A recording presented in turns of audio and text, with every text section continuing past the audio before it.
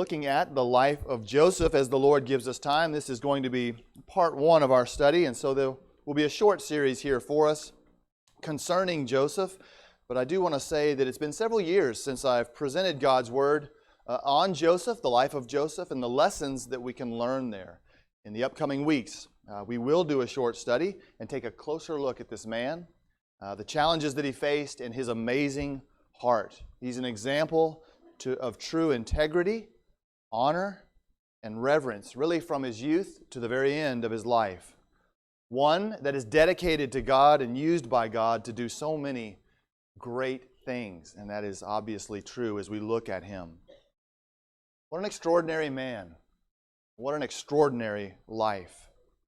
Even as a youth, we're going to see him promptly disapprove of evil, and we'll see him handle these things under great duress, under great stress, as an individual who is surrounded by people in his life who aren't following the Lord. The people in his own family are not following the Lord. And so my first point about Joseph is there is no excuse for sin. And it's broader than just the personal application for you individually. There's no excuse for sin. That's for you. But it's also broader than that. Christians and the Lord's church must be very careful not to make excuses for those around us or for ourselves who have had a tough time in this life. It's not an excuse for sin. Whether it's coming from a broken home, as difficult as that is, an ongoing health problem that plagues us, unbelieving family members who constantly attack us. None of these are excuses or reasons that it's okay with the Lord for us to sin. Joseph's going to show us that, and I love him for that. He speaks to all of us in our personal challenges, so I want this lesson to reach out to you in your personal challenges, what you're dealing with now, the things that you're tempted and tested by, to say, I've seen a man do it the right way, and I want to be just like Joseph. That's going to be here for us as well. Joseph comes from one of the most dysfunctional families in all of the Bible. And we're going to look at that. I'll just give you some brief points about that and just share with you the life of Joseph. We're going to start in chapter 37, where he is going to have these dreams. But let me tell you what happens before that. Genesis 30 is where I asked you to turn. Genesis 30 and verse 22. Afterward, this is Rachel, bore a daughter and called her name Dinah. This is Rachel here in verse 22. Then God remembered Rachel, and God listened to her and opened her womb. And she conceived and bore a son, and said, God has taken away my reproach. So she called his name Joseph, and said, the Lord shall add to me another son. And he certainly will. Joseph is born in Genesis 30, verses 22 through 24. But as we move forward, we'll see a few things. Even before the birth of Joseph, Genesis 29 and 30, we see what's often called the great baby race. Jacob is Joseph's father, and he has 11 sons and one daughter, Dinah, we read about her. 11 sons and one daughter by 4 different women. Anybody see trouble there? You read through it, there's trouble. There's fighting, there's infighting. There is envy. There's all kinds of problems with this. And yet this is by the plan and by the will of God that the tribes of Israel will be born to these women. All of this is done by the will of God. But we can't miss the fact that there's trouble. There's trouble in the home that Joseph is born in. While he's a young boy, he sees great discord between his father and his great uncle Laban. Joseph is born while Jacob is still serving Laban. I think sometimes we forget about that. Jacob, in his distress, convinces his wives that they need to flee from Laban and do it privately and secretly, not to tell him, but to just run. And so they run from great uncle Laban. Imagine Joseph thinking about this and seeing that they flee to Mount Gilead. Uncle Laban now, he's not okay with this, obviously. He pursues the caravan and he finally catches up to them in chapter 31. And they hash it out there. And just read chapter 31 if you want to see a family argument go horribly wrong. It is awful the way that Laban speaks to Jacob and the way Jacob speaks to Laban about the last 20 years they've spent together and how mean they were to each other, how wicked each one of them behaved in their time together. Laban is so pathetic, saying, "You stole my sons and my daughters, and you fled by night, and you didn't even tell me. I would have let you go with trumpets and with songs." And that's not true. Laban mistreated him constantly. Jacob knows that, and so he gives it back to Laban. Meanwhile, while they're arguing about who's the worst person on the earth, Rachel has stolen Laban's idols. Rachel is Joseph's mother. She's got a bunch of idols she took from her dad's house. And remember, she's hid them in the camel's bag. She's sitting on this camel's bag. Her father comes in to search the tent to see if he can find the idols. And she says, "Please pardon me, the time of women is upon me." So he doesn't ask her to get up. And she's hiding idols. Joseph, a young boy watching his mother behave this way, stealing from her own dad, and then hiding them, and then lying to him about what's happened. Jacob doesn't know she's taken them, so he says, "Whoever has them, let them be put to death." Can you imagine?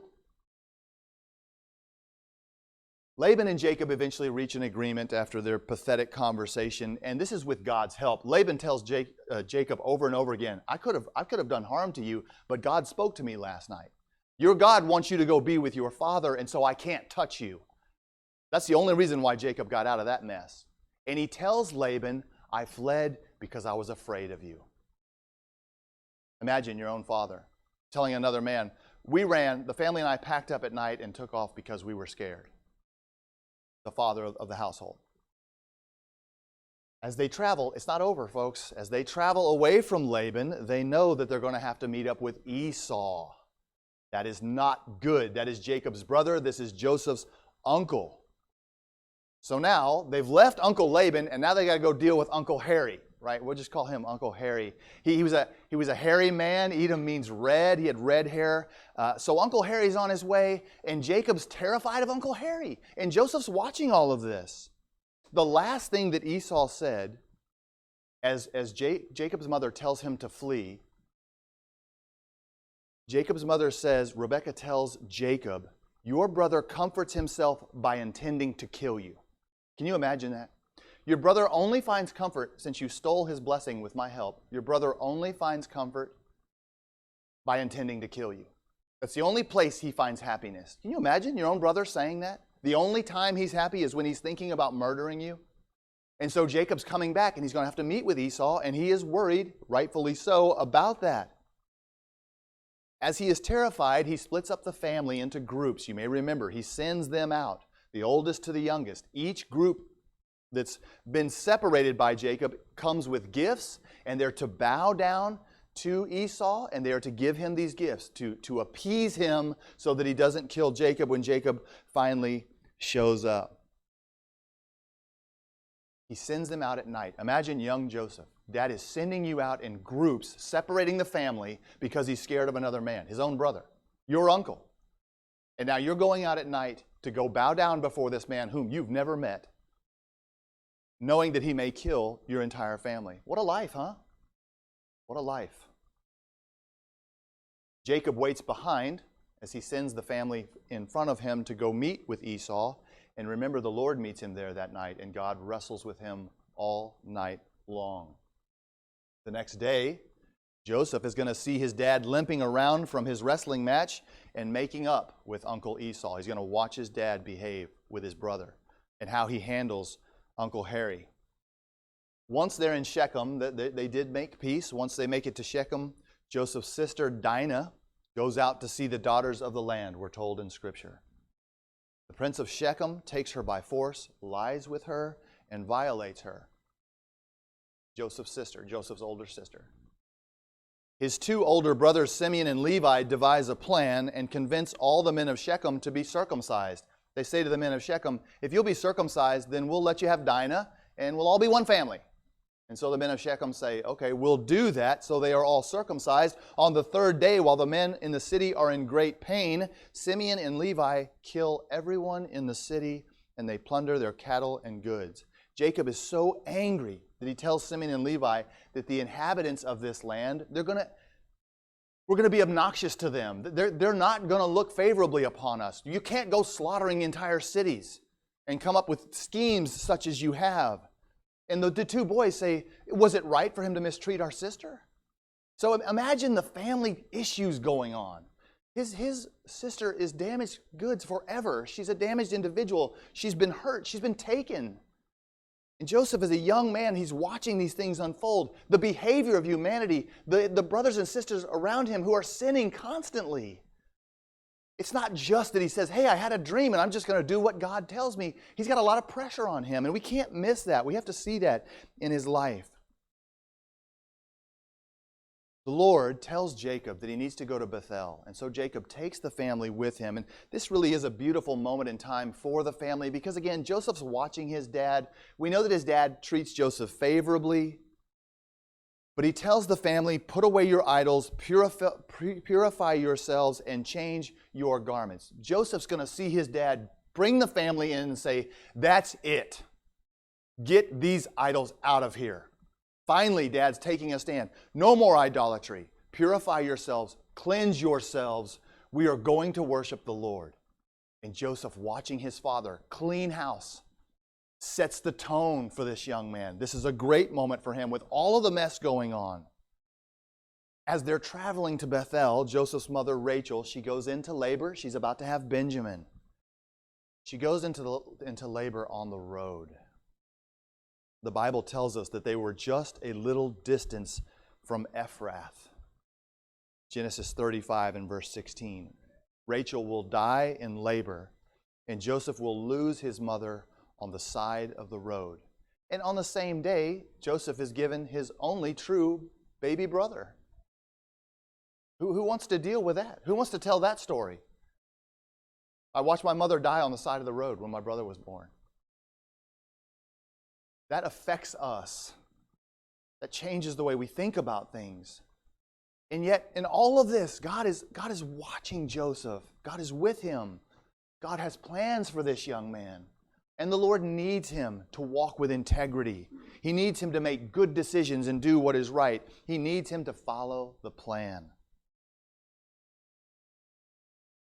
Even later in Genesis 35 and verse 22, we see that Reuben lays with Bilhah. Reuben is the son of Jacob. Bilhah is Jacob's wife, or his concubine. And it tells us that Jacob knows that Reuben has laid with Bilhah. Again, imagine the consequences of that. Bilhah is Dan and Naphtali's mother. And now Reuben has gone into her. Imagine the challenges in all of that. Jacob's the father. Everyone knows about it. It's horrible. No family should live this way. No children should behave this way as it pertains to their own father. It's disgusting. And Joseph is exposed to it before Genesis chapter 37.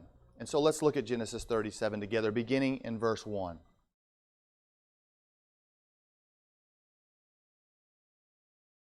Please remember with me as we begin reading that Joseph has seen his family fighting. He's seen them involved in idolatry. He's seen deception and stealing from one another and to one another. He's seen them lying. His sister has been violated by a foreigner. 2 brothers have murdered an entire city. And he's seen his family completely overtaken by fear on multiple occasions. Genesis 37 and verse 1. Now Jacob dwelt in the land where his father was a stranger, in the land of Canaan. This is the history of Jacob.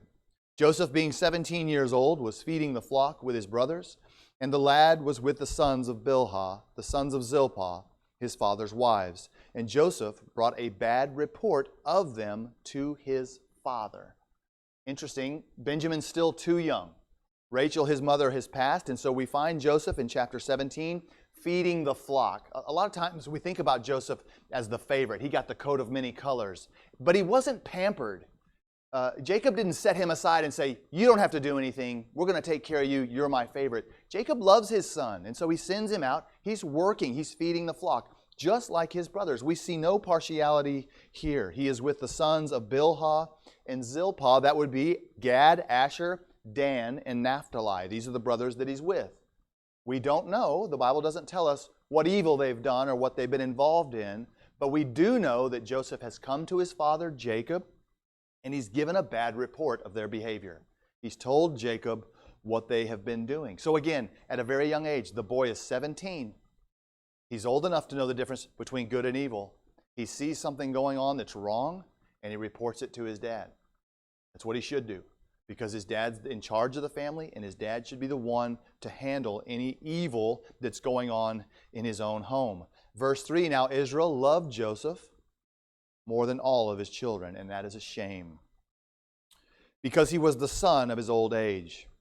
Also, he made him a tunic of many colors. But when his brothers saw that their father loved him more than all of his brothers, they hated him and could not speak peaceably to him. Israel loved Joseph more than all of the children. It tells us because he was the son of his old age. And I can only imagine what that would mean.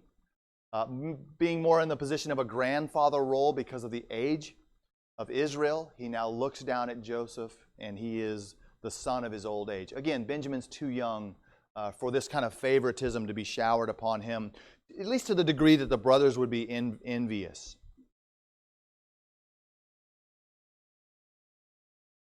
He is the firstborn son of Rachel. Rachel is the one that Joseph loved the most. I think about Joseph at 17 and his father Jacob. I think about relationship between father and son and the lives we have today. And he must have told him some wonderful things about his life and his experiences and even about God, right? Jacob speaking to his son Joseph, the one he favored. Come here, son. I want to tell you something about what's happened to me, what God has done for me. You know why I limp? You know why I don't walk the way I used to? Why, Dad?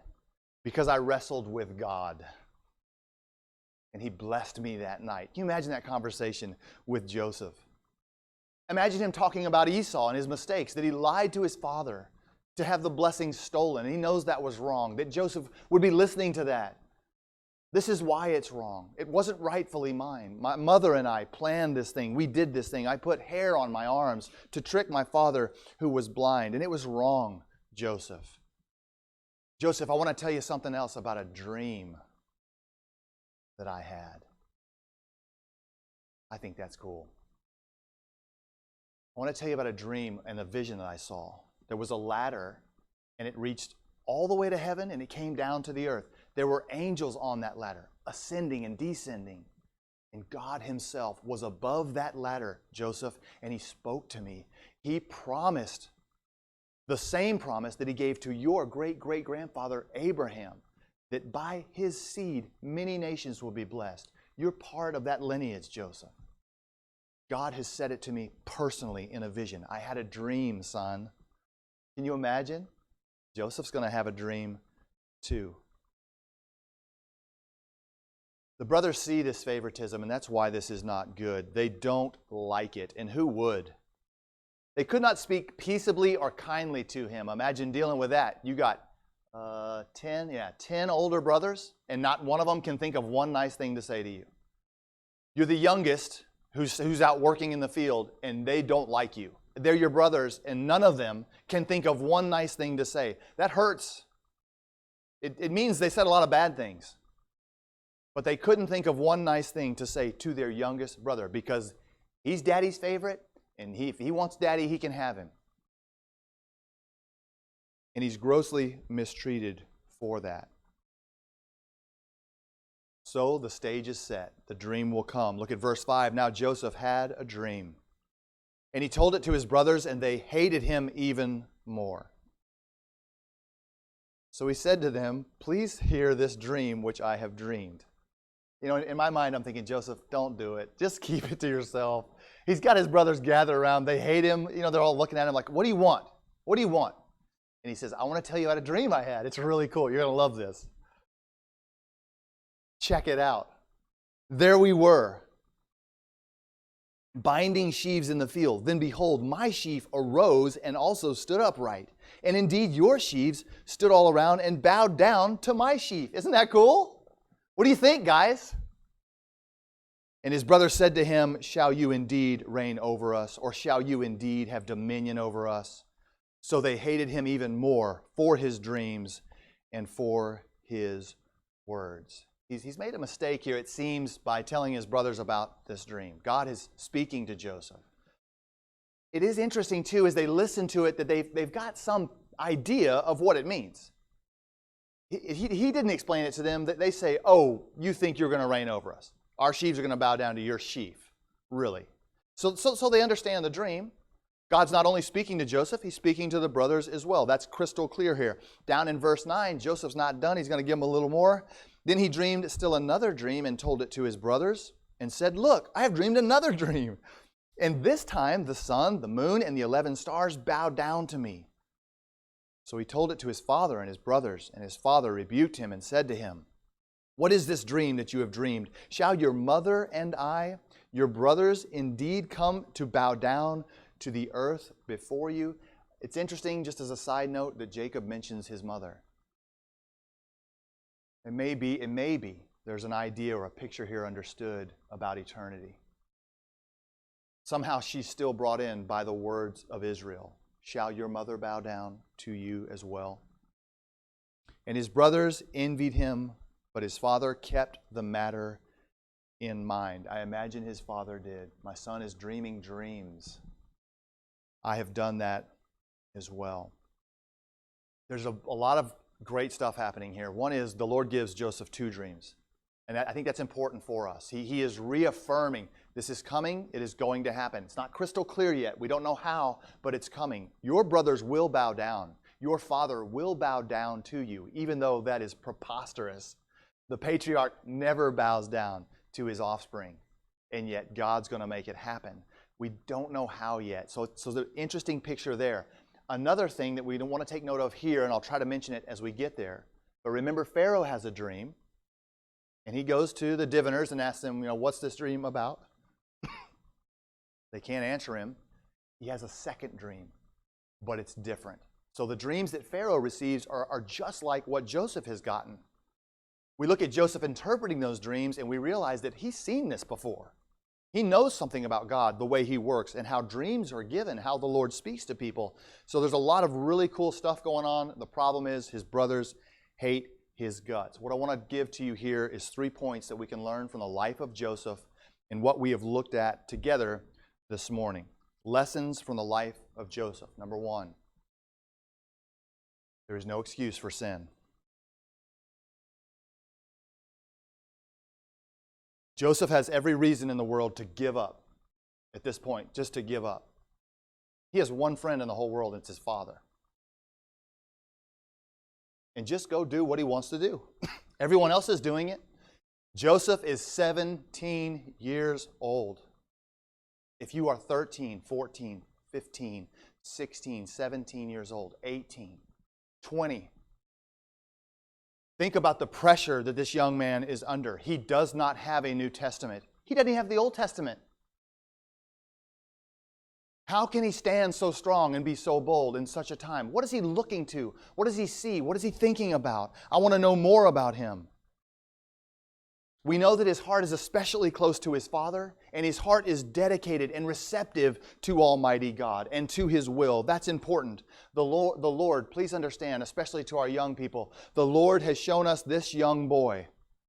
And God is telling us, as we watch Joseph, God is telling us that He sees Joseph. He knows all that this young man has endured. And that's important for our young people because we are being challenged to great levels to just forget about the Lord, just do what you want, follow the crowd. No. God's talking to you. God's given you your life. He wants you to know Him. He wants you to honor Him. He wants you, when those difficult challenges come up, to say, I know what to do. I know what the right thing to do is. And when you see others doing evil, don't participate. Back away from it. That's Joseph. God is showing us Joseph so we would take this lesson and understand it. You can stand up and you can be sterling in your character. That's worth everything. To be sterling in your character, to stand up, to be strong when no one else is even trying, to work contrary to the pressures of the stream that is coming down upon us. God has taken one life surrounded by sin and abuse, and He uses this one life to change the course of the world. He knows who you are. He knows where you are. He knows everything about you. And He loves you more than any person ever could. He's given us proof of that. And we want to walk in integrity. We want to follow God. We want to stand up and be a shining light for Him on His behalf. Come what may. The Lord's not going to make me number 2 in charge of Egypt. That's not going to happen in my life. That's not the promise. The promise is eternity. God says, take my hand and walk with me. And Joseph gladly does that. And we're going to watch this young man succeed. There is no excuse for sin. Put it away. For ourselves and for others around us who say, well, I would, but I got this thing. I could do better, but no, we got to shut the door on that. That is not true. We do have situations, we have challenges in our life that we have to get through. There's things that must be handled, certainly, but there is never a good excuse to live in sin. Number 2, partiality is wrong. Jacob was wrong to show such favoritism to Joseph. It wasn't fair to the other children. That's obviously true. But it wasn't fair to Joseph either. His dad puts the coat on him and wants to show him how much he loves him and appreciates the one boy, the youngest. And so the others are just made to watch this and just be subject to this idea that I'm not loved as much as another child in this family. Fathers, mothers, grandparents, don't do it. Anyone who's honest about our kids, we look at them and we know that they're different. And they learn to love us because we're not perfect as parents. They learn to love us as mom and dad, 2 individuals, for different reasons. Parents never come to the kids and go, okay, it's time. Which one do you love more, mom or dad? Don't forget what I did for you. Which one do you love more? We don't do that. Why? Because it's wrong. Why would we ask our children to split up or divide their love and affection for us? We can't do that because she's mom. That's not fair. I'm dad. We both have roles that God expects us to be involved in. Our children will appreciate both roles as they grow up.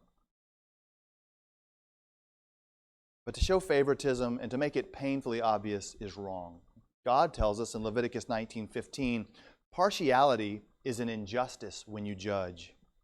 Romans 2 in verse 11, there is no partiality with God.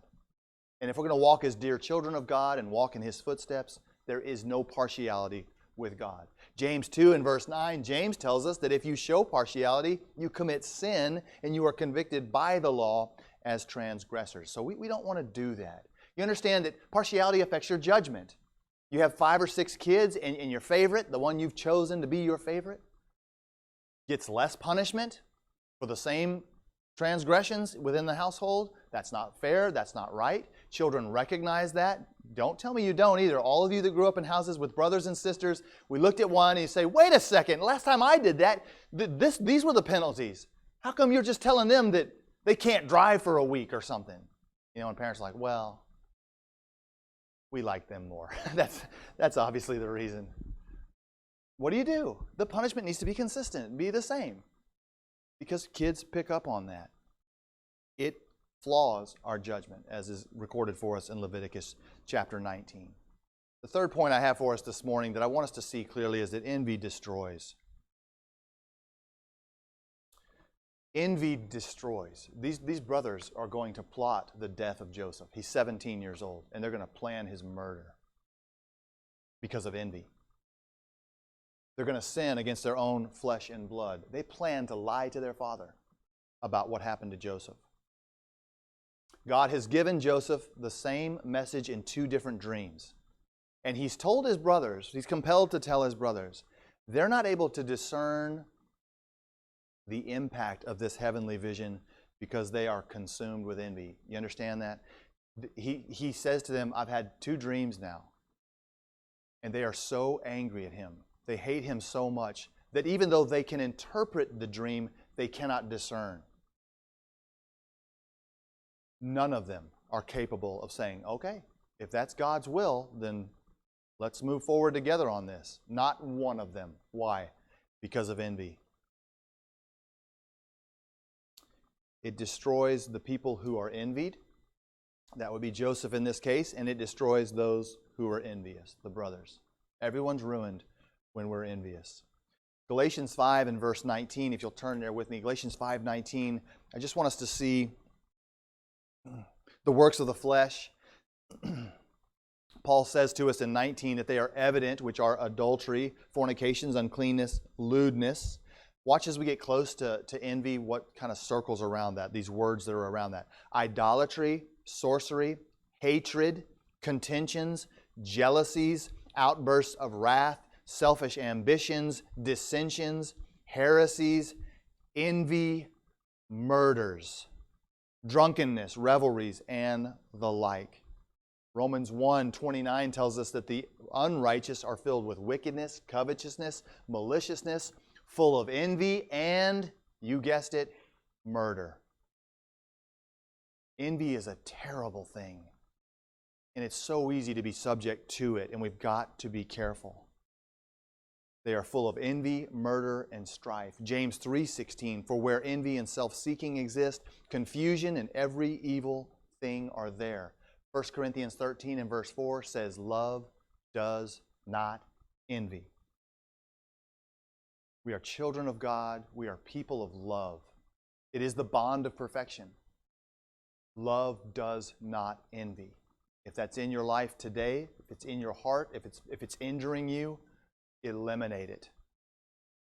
We are so blessed by God. I want to say something to you about who you are and the role that I play here as the gospel preacher. I look around at the world, I see people who have a lot more than I do. That's just a fact. There's some things I'd like to do, some things I'd like to see, but let me say to you as plainly as I can, I envy no man. There is no one in this world that I envy because God has been so good to me. I have children who are with me, who are here. I have a wife who loves me and tends to me, to my needs. And I have you.